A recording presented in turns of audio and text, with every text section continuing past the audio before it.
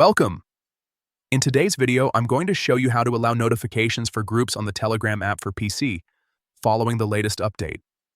If you've noticed that you're missing important group messages, or your notifications have suddenly stopped appearing, don't worry, this guide will fix that in just a few simple steps.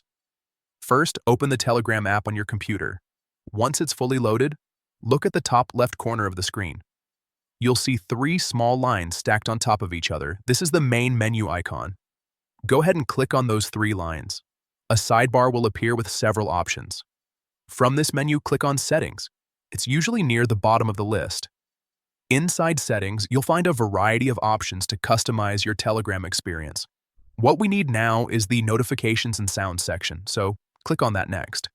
This is where you can manage all types of Telegram alerts, from private chats to channels and groups.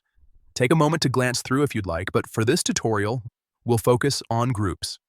Scroll until you see the option labeled Groups. If it's turned off or grayed out, that's why you haven't been receiving group notifications. Simply click to enable it. Once it's activated, Telegram will start showing notifications for every new message in your groups again. If you want to fine-tune it further, you can adjust sound preferences, mute durations, or even customize notifications for specific groups.